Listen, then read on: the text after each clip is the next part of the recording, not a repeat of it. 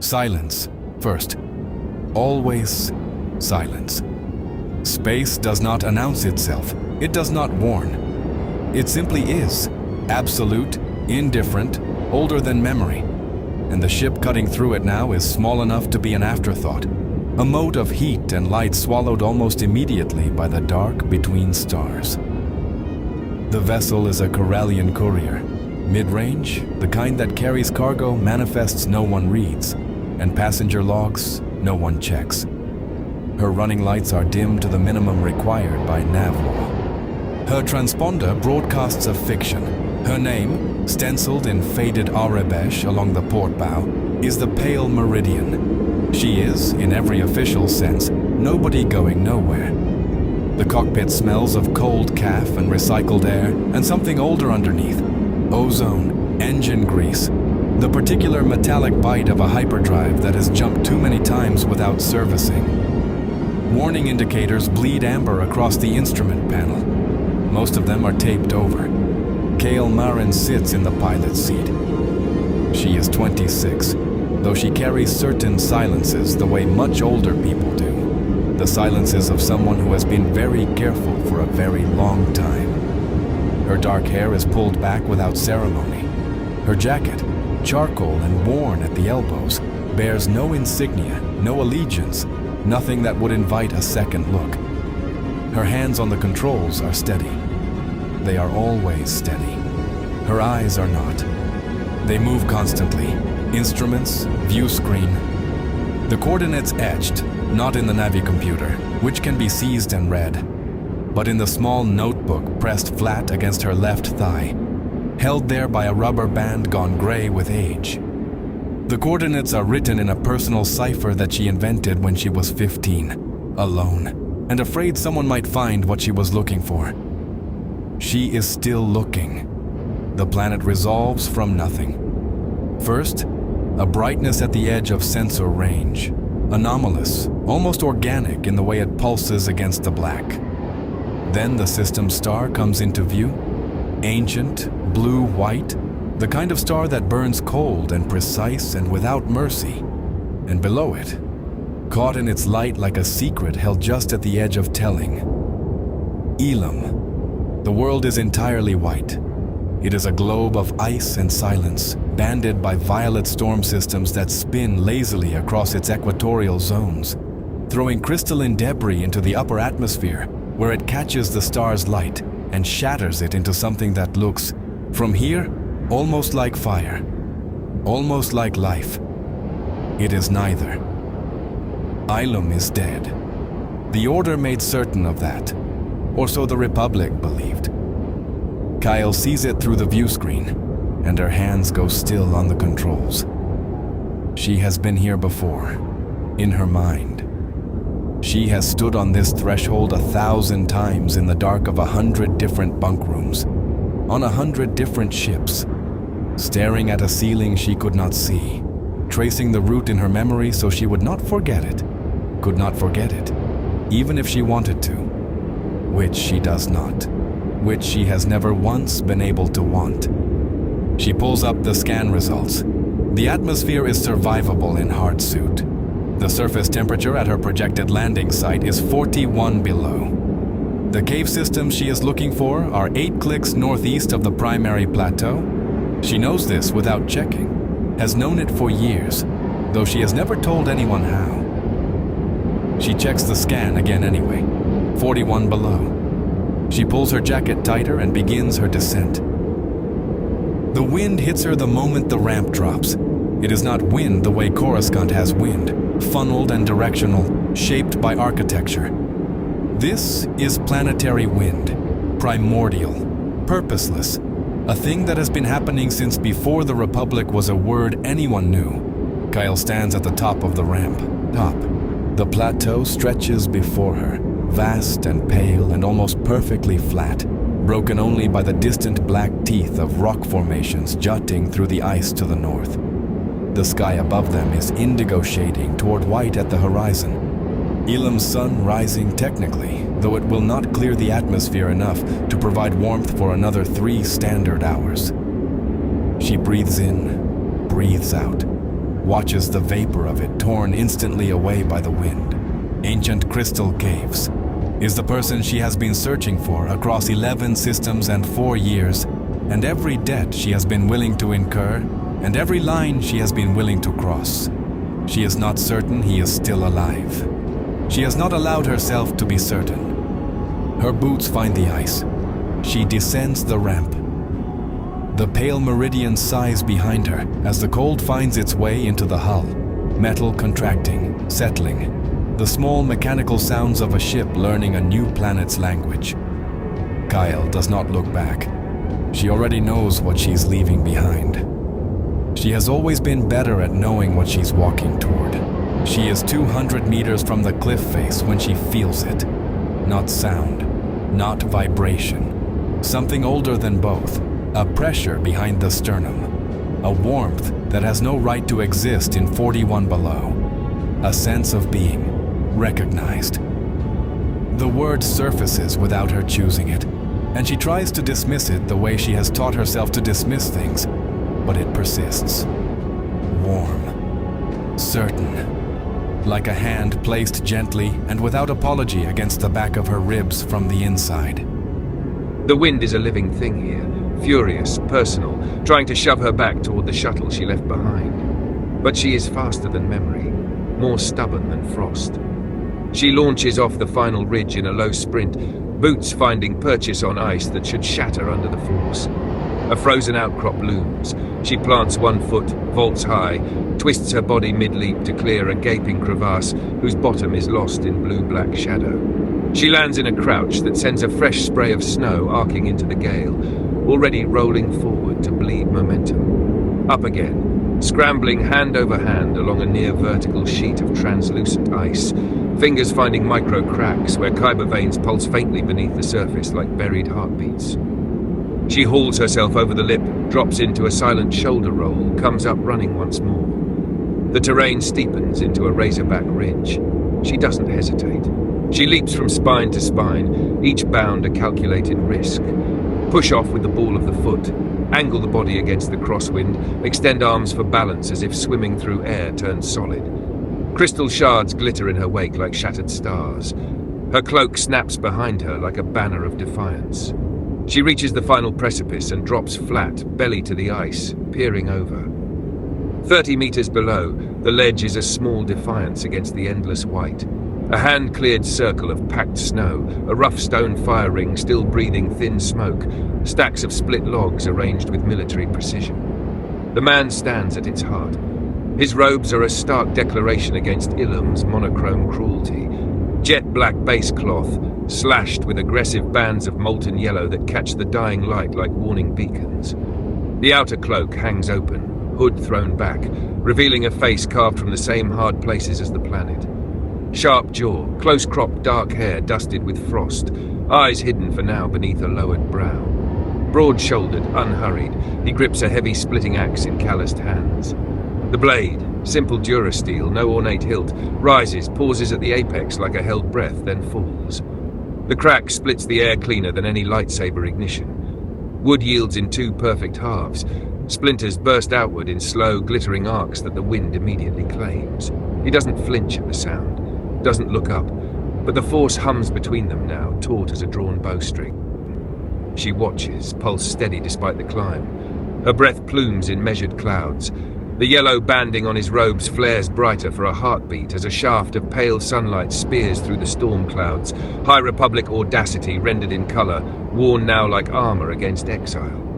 He sets another log upright with the toe of his boot, positions the axe, raises it again. The camera pushes in tight on her face, storm grey eyes narrowing, lips pressed thin, the premature silver in her dark hair whipping across her cheek like battle scars. Then wider, her crouched silhouette framed against the plunging drop, the tiny figure of the man below like a single ember in an ocean of ice. He swings. The axe descends in a perfect arc. The wood explodes apart. Kayla had been searching for 3 months. She had followed a rumor to Coruscant's lower levels. That rumor to a freight captain on Takodana, the freight captain to a hermit on Jeddah who spoke in riddles and smelled of burning sage, and the hermit, finally, to hear. A set of coordinates and 7 words. The old ghost on Ilum's second peak. She climbed for 2 hours in the dark before dawn broke. She heard him before she saw him. The sound came down through the pines, rhythmic, unhurried, absolute. The clean crack of an axe splitting wood, each stroke landing with the precision of someone who had done this 10,000 times and found, somewhere along the way, that they no longer needed to think about it. There was a meditative quality to it that she recognized instinctively. The way a Jedi did anything when they had made their peace with solitude. Completely. She crested the ridge and stopped. The homestead was modest to the point of severity. A low structure of dark timber and stone pressed against the mountain face as though leaning into it for warmth, its roof weighted with snow, a single window glowing amber from within. A woodpile stacked along the eastern wall, methodical and tall. And in the clearing before it, in the blue-grey light of Ilum's slow dawn, a man. He was old, not ancient. She had seen ancient, had trained under masters whose faces had become topographies of time, but old in the way that implied a great deal had happened and very little of it had been restful. His hair was white, cropped close to a skull that had weathered too many storms to count. His shoulders were still broad, still carrying real strength in them, but they bore it differently now, the way a man carried something he no longer needed to prove. He wore no robe, just a rough spun shirt despite the cold, sleeves pushed to the elbows, and he swung the axe with a kind of quiet ferocity that Kayla felt somewhere she couldn't name. He had not acknowledged her, but he knew she was there. She was certain. She stepped into the clearing. The axe came down, a clean split. 2 halves fell away. He set another log upright on the block, raised the axe. "You climbed for 2 in the dark," he said, his voice carrying easily over the wind, "and you're standing there like you haven't decided whether to speak." The axe fell. Another clean split. "Most people who make that climb have decided." "I've decided," Kayla said. "Then speak." She moved closer, boots crunching through the crust of old snow. He still had not looked at her. He set another log, and she watched the economy of his movement. Nothing wasted, nothing performed, just the work and the man doing it. "Your name is Callan," she said. "You served the Order for 31 years. You left 9 years ago. Before that," she paused, watching his hands still almost imperceptibly on the axe handle. "Before that, you were on the Jedi High Council." The axe came down harder this time. The log didn't just split, it exploded, both halves tumbling into the snow several feet away. He straightened slowly.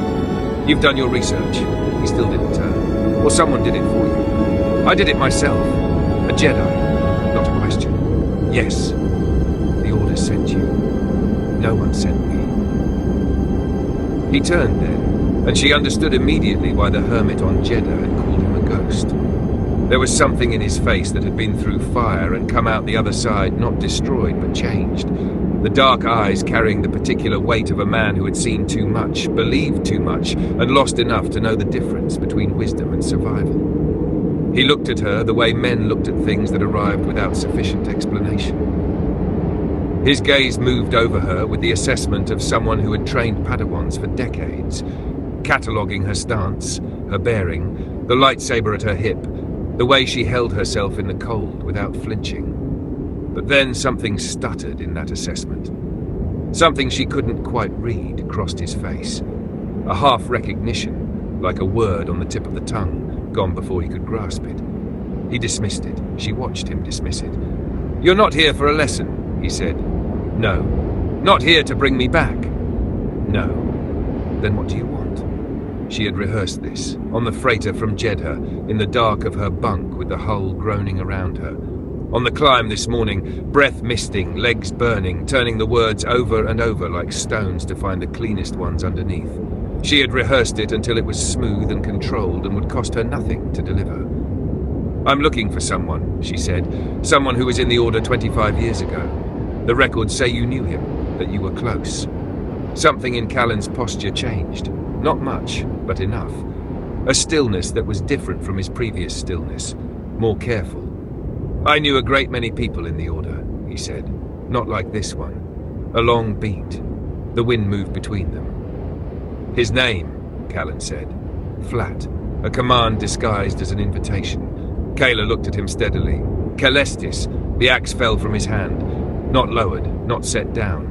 It simply fell, handle striking the snow with a dull sound that seemed very loud in the sudden silence.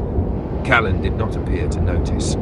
He stood utterly motionless, and in the grey morning light Kayla watched something move through his face that she had no name for. A wave that passed through his features and left them different on the other side.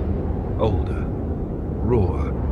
Like something that had been kept behind glass for 25 years had just put its fist through it. Calestis, he repeated. The name in his mouth sounded entirely different from how it sounded in her research, in old order records, in the clipped accounts of people who had known him professionally and spoken of him in careful past tense.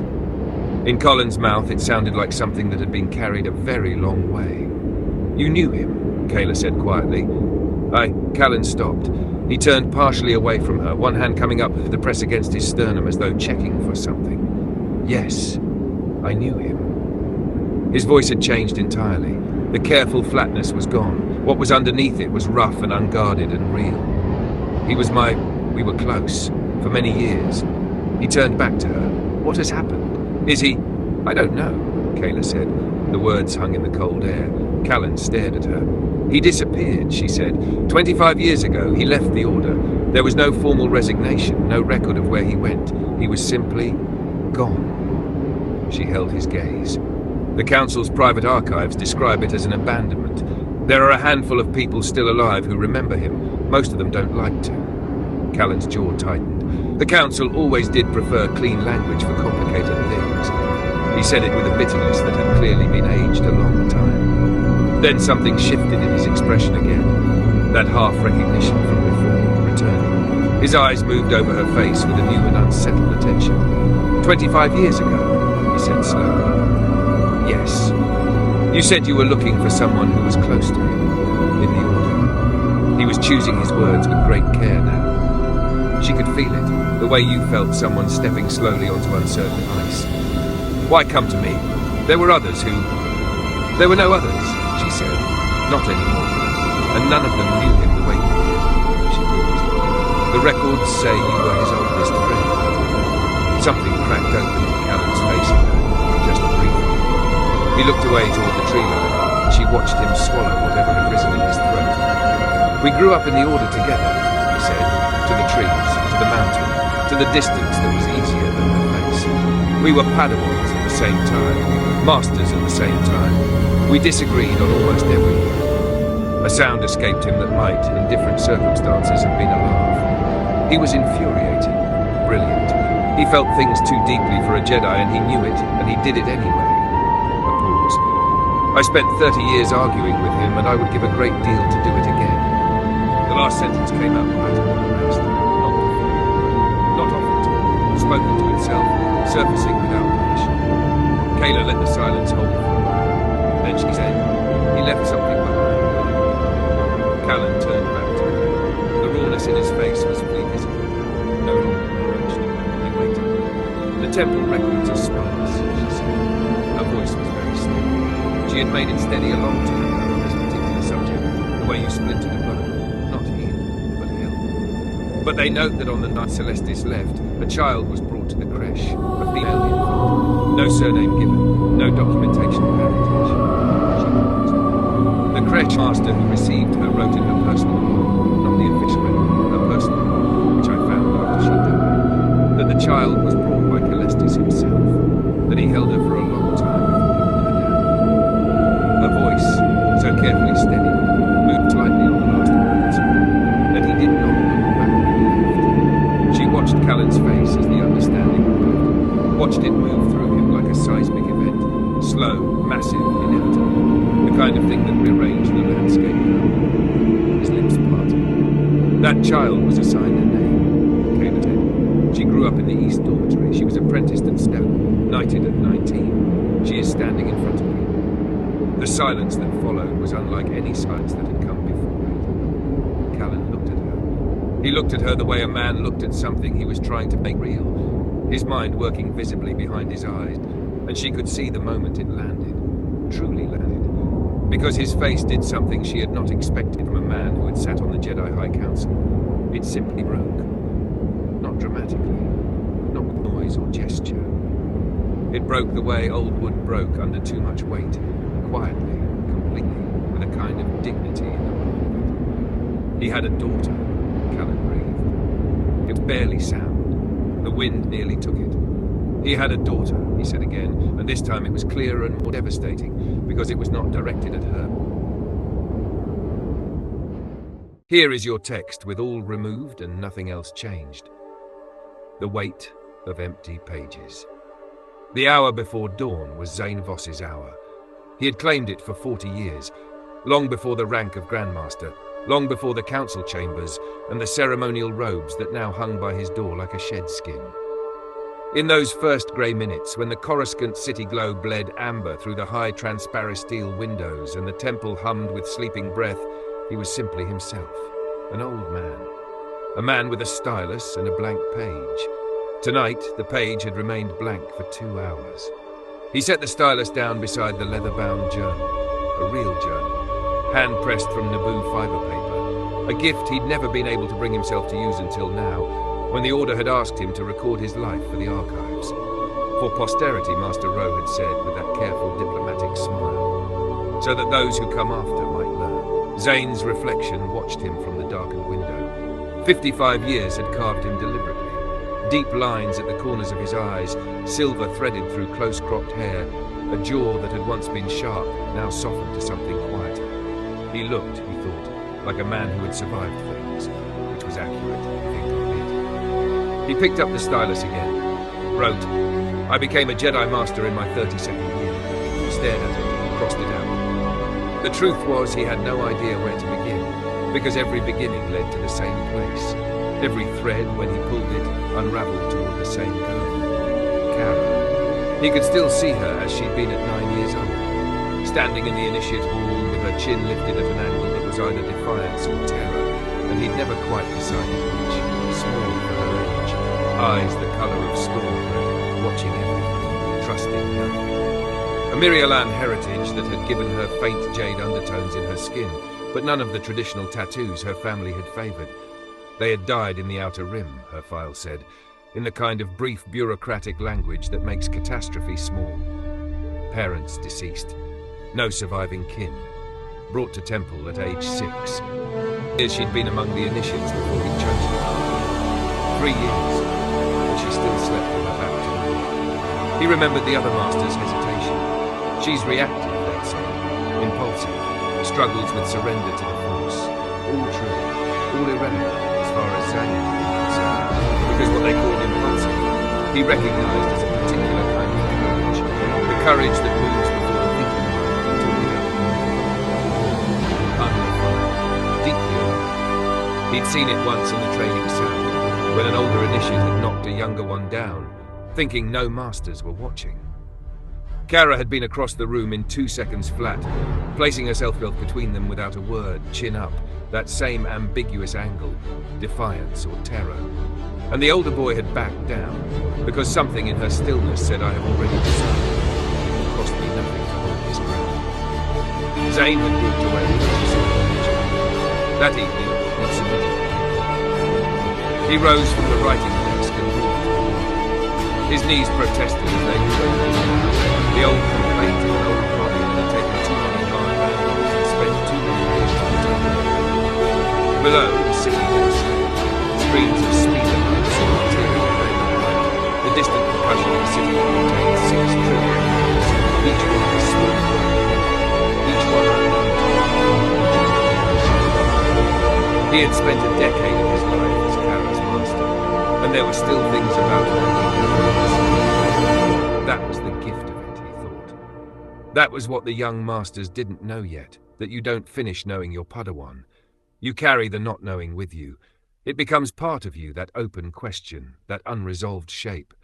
It sits in your chest like a second heartbeat. Where was she now?